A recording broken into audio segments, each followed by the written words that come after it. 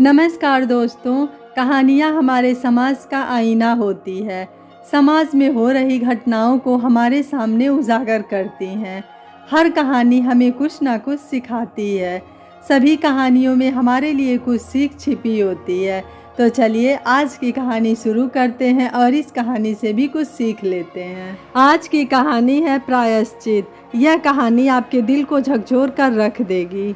आज बड़े भैया का फ़ोन आया था। उन्होंने हमें घर बुलाया है। प्रशांत ने सुबह चाय की चुस्की लेते हुए प्रेरणा से कहा। हाँ, फिर पैसों की ज़रूरत आन पड़ी होगी, प्रेरणा ने मुंह फुलाते हुए कहा। प्रशांत, तुम हमेशा ऐसे क्यों सोचती हो? वैसे भी कितने दिन से हम घर नहीं गए हैं। प्रेरणा ने कहा, रहने दो, तुम्हें तो हमेशा मेरी बात ही बुरी लगती है। ऐसा नहीं है जानू, वो हमसे बहुत प्यार करते हैं। उन्हें हमारी याद आ रही होगी। जब से हमारी शादी हुई है तुम बस एक बार गांव गई हो, तो क्या सारा काम काज छोड़कर बस गांव ही बैठे रहें? उनके पास तो कोई काम नहीं है। हम तो अपनी लाइफ में बिजी हैं। सुबह ऑफिस, शाम को घर का काम। प्रेरणा नाश्ता बनाते हुए बोले जा रही थी। तुम भी बात को कहाँ से कहाँ ले जाती हो। हमारी शादी को 2 साल हो गए हैं। शादी से पहले मैं हर 2 महीने में घर जाता था, पर शादी के बाद बस एक बार गया हूँ, तो उनका बुलाना तो जायज़ ही है ना? प्रशांत ने गंभीर होते हुए कहा। क्या मतलब है तुम्हारा? क्या मैं तुम्हें जाने से रोकती हूँ? क्या मैंने तुम्हें कैद करके रखा है? प्रेरणा लगभग लड़ते हुए रसोई से बाहर आई और रोने लगी। अब तुम रोने क्यों लगी यार? प्रशांत ने प्रेरणा से हैरानी से पूछा। ये किस्सा केवल आज का नहीं था। जब जब प्रशांत गांव जाने की बात करता या भाई भाभी का जिक्र करता, प्रेरणा लड़ना शुरू कर देती। प्रशांत और प्रेरणा की शादी 2 साल पहले हुई थी। दोनों एक ही कॉलेज में पढ़ते थे। धीरे धीरे दोस्ती हुई और फिर प्यार कब परवान चढ़ा उन्हें पता ही नहीं चला। कॉलेज के बाद दोनों की अच्छी जगह नौकरी भी लग गई। जब प्रशांत ने प्रेरणा से शादी की बात की तो वह बहुत खुश हुई, लेकिन उसने शादी की एक शर्त भी रख दी कि वो जॉब नहीं छोड़ेगी और शहर में ही रहेगी। प्रेरणा एक अमीर घर की बेटी थी। उसने गांव कभी नहीं देखा था। उसका रहन सहन, तौर तरीके सब शहर के थे। प्रशांत दुविधा में पड़ गया। जहां एक तरफ उसके भैया भाभी थे जिन्होंने उसे पाल पोस कर बड़ा किया था, कभी माता पिता की कमी महसूस नहीं होने दी थी, वहीं दूसरी ओर प्रेरणा थी जिसे वह अपनी जान से भी ज़्यादा प्यार करता था। प्रशांत को कुछ समझ नहीं आ रहा था कि आखिर करे तो क्या करे। काफ़ी सोच विचार कर उसने फैसला लिया कि वह घर जाकर सारी बात भैया को बताएगा और जैसे वो कहेंगे वो वैसा ही करेगा। भैया, मुझे आपसे कुछ कहना है, हिचकिचाते हुए प्रशांत ने कहा। हाँ, बोल छोटे, रामधारी जी, प्रशांत के बड़े भाई ने बड़े लाड से कहा।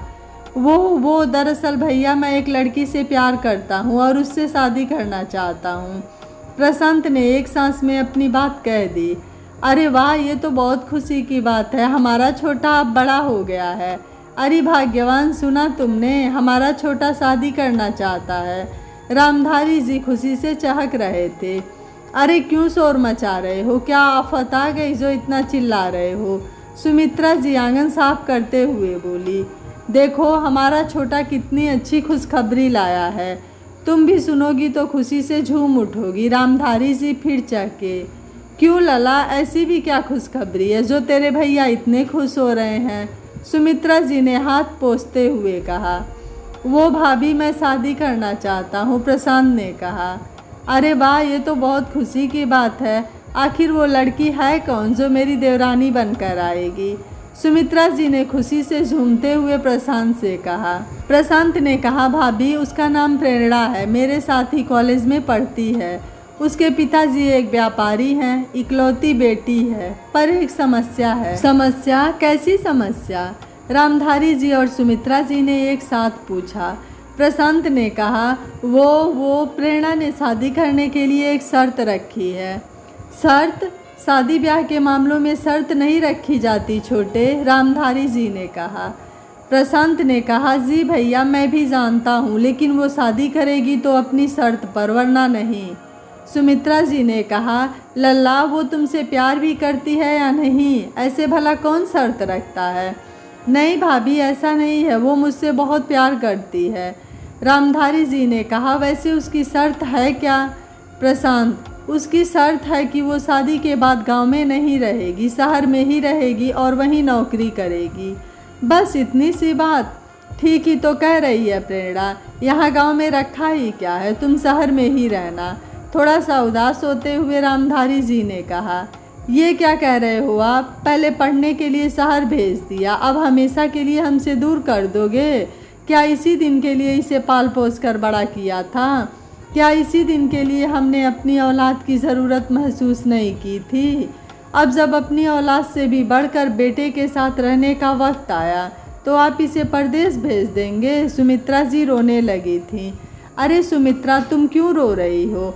छोटा कोई हमेशा के लिए हमें छोड़कर थोड़े ही जा रहा है।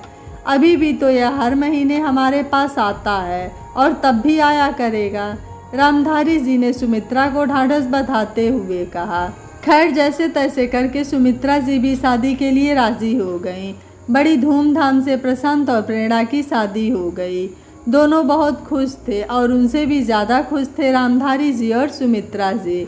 सुमित्रा जी तो नई देवरानी के रूप में बेटी को पाकर फूली नहीं समा रही थी। वह पूरे गांव में नई बहू की पढ़ाई लिखाई और सुंदरता का गुणगान करते नहीं थकती थी। प्रेरणा को किसी भी काम को हाथ नहीं लगाने देती। अरे नहीं बेटी, भला तुम ये घर का चूल्हा चौका संभालोगी? तुम तो शहर से आई हो, बिल्कुल मोम की गुड़िया जैसी हो। इन सब कामों के लिए तो मैं हूँ ना, बस तुम आराम करो, सुमित्रा जी कहती रहती। लेकिन सुमित्रा जी की खुशी ज़्यादा दिन रुकने वाली नहीं थी।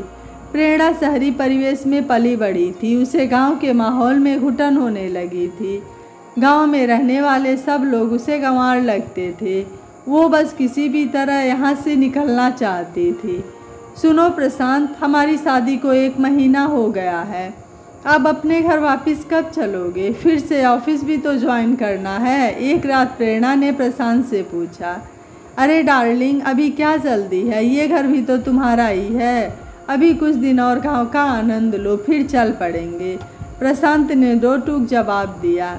नहीं, मैं अब यहाँ और दिन नहीं रह सकती। अब तो तुम्हें मेरे साथ शहर चलना ही होगा। तुम कल सुबह भैया भाभी से बात करो बस, गुस्से में प्रेरणा ने कहा। ठीक है बाबा, नाराज़ क्यों होती हो? कल मैं बड़े भैया से बात करता हूँ। अगली सुबह रामधारी जी आंगन में तुलसी के पौधे को पानी दे रहे थे। सुमित्रा जी भी वहीं बैठी पक्षियों को दाना डाल रही थी। भैया, वो प्रेरणा कह रही थी कि अब ऑफिस ज्वाइन करना है, इसलिए कल शहर के लिए निकलना होगा। प्रशांत ने झिझकते हुए भैया भाभी के सामने बात रखी। अच्छा, अभी से जाना होगा? अभी कुछ दिन और रुक जाते तो अच्छा था। बहू ने अभी तक हमारे खेत भी नहीं देखे। गांव में मंदिर में भी भोले बाबा के दर्शन करने नहीं गई। रामधारी जी उदास हो गए थे। अरे कौन कहाँ जाने की बात कर रहा है, ज़रा कोई मुझे भी तो बताओ। सुमित्रा जी ने आंगन से ही आवाज़ लगाई। छोटा कल शहर जा रहा है बहू को लेकर, रामधारी जी ने जवाब दिया।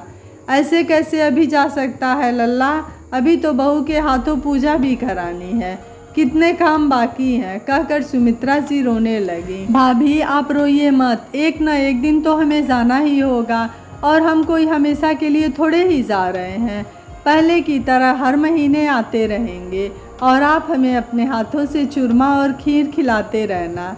अगले दिन प्रशांत और प्रेरणा ने शहर के लिए विदाई ली।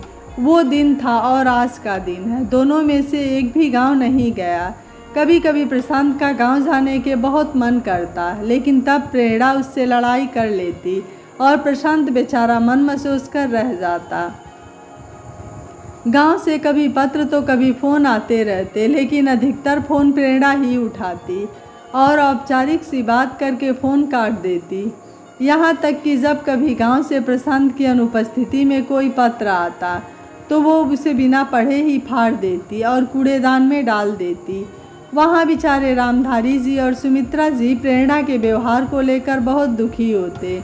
कई बार सुमित्रा जी रामधारी जी से कहती भी कि जाओ जाकर शहर हो आओ, अपनी नौकरी के कारण वो नहीं आ पा रहे हैं तो क्या हुआ, तुम ही शहर चले जाओ। प्रशांत और बहू से मिलने का मन तो रामधारी जी का भी बहुत करता, लेकिन खेत खलिहान के कामकाज के कारण वो शहर भी नहीं जा पाए। बढ़ती उम्र के कारण उनकी तबीयत भी अब ज़्यादा ठीक नहीं रहती थी। हेलो हेलो, हाँ जी कौन? बहू, मैं रामधारी बोल रहा हूँ। बहू, मुझे प्रशांत से ज़रूरी बात करनी है, ज़रा उससे बात करा दो। आज रामधारी जी की आवाज़ काँप रही थी। जी, वो तो ऑफिस गए हैं, कहिए क्या काम है? प्रेरणा ने बड़े रूखे स्वर में कहा। बहू, मैं जब भी फ़ोन करता हूँ प्रशांत ऑफिस में ही होता है, मुझे उससे बहुत ज़रूरी काम है, तुम मुझे उसके ऑफिस का नंबर दे दो। ऐसा क्या काम आन पड़ा जो आप मुझे नहीं बता सकते? अच्छा समझी, ज़रूर आपको पैसों की ज़रूरत होगी, इसलिए आप बार बार फ़ोन करके हमें परेशान कर रहे हैं, प्रेरणा गुस्से में चिल्लाई। बहू, ये क्या कह रही हो? पैसे की ज़रूरत? नहीं नहीं, तुम गलत समझ रही हो। हाँ हाँ, मैं सब समझती हूँ, कितने बेशरम हो आप भी। आपको इतनी सी भी बात समझ में नहीं आती कि अगर प्रशांत आपसे बात करना चाहते तो वो आपको फ़ोन नहीं कर लेते? क्यों परेशान करते हो आप बार बार हमें? कहकर प्रेरणा ने वहीं फ़ोन पटक दिया। उधर दूसरी ओर रामधारी जी प्रेरणा का ये रूप देखकर हैरान रह गए। फ़ोन रखकर चुपचाप अपने कमरे में चले गए। शाम को सुमित्रा जी रामधारी जी को खाने के लिए बुलाने आईं तो कमरे में बिल्कुल अंधेरा था। उन्होंने बत्ती जलाई तो देखा रामधारी जी बिस्तर पर औंधे मुँह पड़े हैं। जैसे ही भागकर वो उन्हें उठाने के लिए गई तो देखा कि रामधारी जी प्राण त्याग चुके थे, अपने इकलौते बेटे की आस में, निष्प्राण बेजान। प्रेरणा, आज मेरा मन बहुत घबरा रहा है। आज सपने में मुझे लगा जैसे भैया बुला रहे हैं, बार बार मुझे आवाज़ दे रहे हैं।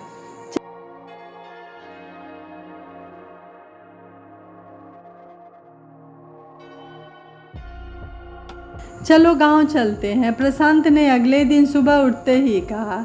ये क्या सुबह सुबह गांव जाने की रट लगा रखी है? कहीं नहीं जाना, जल्दी से ऑफिस के लिए तैयार हो जाओ। नहीं, आज तुम्हारी मैं एक भी नहीं सुनूंगा। तुम्हें नहीं जाना हो तो मत जाओ, लेकिन मैं तो जाऊंगा, कहकर प्रशांत गांव जाने के लिए तैयार हो गया और प्रेरणा को अकेला छोड़कर गांव पहुंच गया। गांव में चारों तरफ सन्नाटा छाया हुआ था। ऐसा लग रहा था जैसे गांव वाले किसी को अंतिम विदाई देने की तैयारी कर रहे हों। घर के बाहर ये लोगों का जमघट कैसा लगा है? कोई कुछ बोल क्यों नहीं रहा? ये रोने की आवाज़ कहाँ से आ रही है? भैया भैया, कहाँ हो आप? देखो मैं आ गया। भैया, प्रशांत घबराया हुआ अंदर गया। आंगन में रामधारी जी को सफ़ेद कफन में लिटाया गया था। भैया, ये क्या हो गया? अपने भैया को इस रूप में देखकर प्रशांत की चीख निकल गई। भैया, आप कुछ बोलते क्यों नहीं? देखो मैं हूँ आपका छोटा। भैया उठो, भैया उठो। प्रशांत के विलाप से सारा घर दहल गया। लोगों ने प्रशांत को वहाँ से उठाया और सुमित्रा जी के पास बिठा दिया।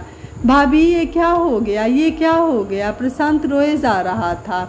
वहीं सुमित्रा जी जड़वत बेसुध सी बैठी थी। उन्हें रामधारी जी की अचानक मृत्यु का बहुत गहरा सदमा लगा था। बहुत भले आदमी थे तुम्हारे भैया, रात दिन बस तुम्हारी चिंता रहती थी उन्हें, सरपंच काका ने कहा। आजकल बहुत परेशान रहने लगे थे, न जाने कितनी बार उन्होंने तुमको पत्र डाला, तुम्हें फ़ोन किया, लेकिन तुमने कोई जवाब नहीं दिया। परसों ही तो मुझसे कह रहे थे कि छोटा हमें भूल गया है, लेकिन मैं कैसे उसे भूल जाऊं। रामू काका, जो रामधारी जी के बहुत गहरे मित्र थे, उन्होंने कुछ कागज़ प्रशांत के हाथ में रखते हुए कहा। ये क्या है काका? प्रशांत ने पूछा। बेटा, इसी के लिए तो तुम्हारे भैया तुम्हें बार बार फ़ोन कर रहे थे। उन्होंने अपना घर, ज़मीन, जायदाद सब कुछ तुम्हारे नाम कर दिया। ये वसीयत के कागज़ हैं, अब तुम ही इसे संभालो। इतनी बड़ी बात हो गई। भैया ने मुझे बार बार फ़ोन किया, प्रेरणा ने मुझे एक बार भी नहीं बताया। काश वो समय रहते मुझे बता देती तो आज मेरे भैया जिंदा होते, मेरे पास होते। प्रशांत की आंखों से पश्चाताप के आंसू बह निकले। तुमने ये अच्छा नहीं किया प्रेरणा, तुमने ये अच्छा नहीं किया। शहर की चकाचौंध में मैं कितना अंधा हो गया था कि देवता समान अपने भैया भाभी का ही निरादर कर दिया। मैंने रिश्तों को धूमिल कर दिया। हे भगवान, ये मैंने कितना बड़ा पाप कर दिया। पछतावे की आग प्रशांत के मन में लगी हुई थी। प्रशांत ने किसी तरह बड़े भैया को अंतिम विदाई दी। घर में बिल्कुल सन्नाटा रहने लगा था। भाभी और चुपचाप बैठी आंगन में लगे तुलसी के पौधे को निहारती रहती, जिसे रामधारी जी हर रोज पानी देते थे। प्रशांत सारा दिन भैया के कमरे में बैठा बैठा कुछ सोचता रहता। इसी शोक के माहौल में 10 दिन बीत गए। प्रेरणा हर रोज कई बार प्रशांत को फ़ोन करती, मैसेज करती, मगर प्रशांत कोई जवाब नहीं देता। उसे अपने आप से और प्रेरणा से घृणा होने लगी थी। मैं क्या था और क्या हो गया? मैंने अपने देवता समान भैया भाभी को इतनी दुख, इतनी तकलीफ़ कैसे दे दी? जो पाप मैंने किया है उसकी कोई भी सज़ा मुझे मिले वो कम है। लेकिन भैया, आपकी मौत का जिम्मेदार सिर्फ़ और सिर्फ मैं हूँ। मैंने ही आपको मार डाला। कहीं मेरे लालन पालन में कोई कमी न रह जाए, इसलिए आपने अपनी कोई औलाद पैदा नहीं की। और एक मैं मतलबी, जिसने आपके त्याग का कोई मोल न समझा। पर अब और नहीं, अब और नहीं। हाँ, मैं अपने पाप का प्रायश्चित करूँगा। भैया को तो मैं अब वापस नहीं ला सकता, लेकिन मैं भाभी को कभी अकेला नहीं छोड़ूंगा। उन्हें छोड़कर कहीं नहीं जाऊंगा।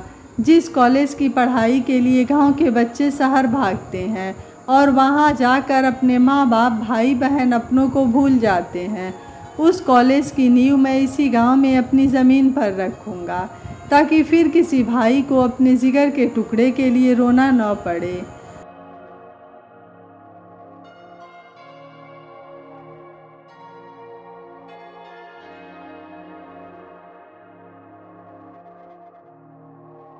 हाँ, मैं गांव में कॉलेज ज़रूर खोलूँगा। गांव के युवाओं की ऊंची शिक्षा के लिए हर संभव प्रयास करूँगा।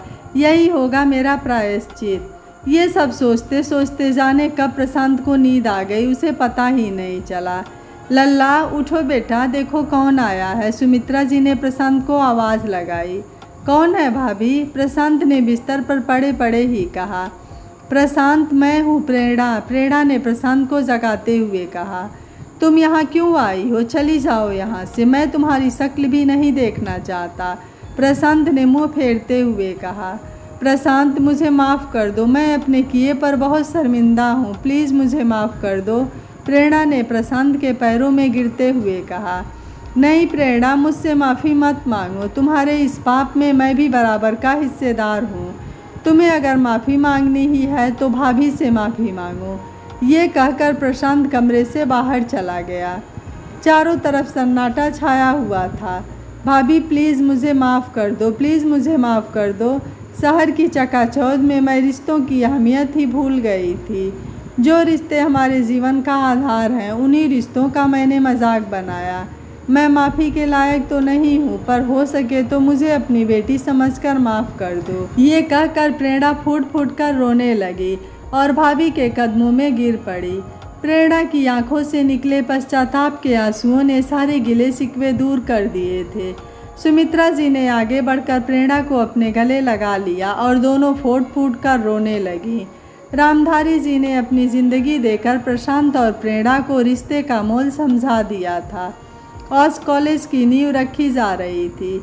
इस प्रायश्चित की पहली ईंट सुमित्रा जी ने प्रशांत और प्रेरणा के हाथों से रखवाई। समय रहते हर इंसान को रिश्तों का मूल्य समझ नहीं आता। कभी कभी इसके लिए बहुत बड़ी कीमत चुकानी पड़ती है। कई बार ना चाहते हुए भी हम ऐसी गलती कर देते हैं जिससे सिवाय पश्चाताप के और कुछ शेष नहीं बचता, और बाद में अगर कुछ शेष बचता है तो वो होता है प्रायश्चित, केवल प्रायश्चित। आपको यह कहानी कैसी लगी, आप मुझे अपनी राय कमेंट बॉक्स में ज़रूर दीजिएगा। वीडियो पसंद आया है तो वीडियो को लाइक, शेयर एंड चैनल को सब्सक्राइब कर लीजिएगा। Thank you for watching. मिलते हैं अगली कहानी में।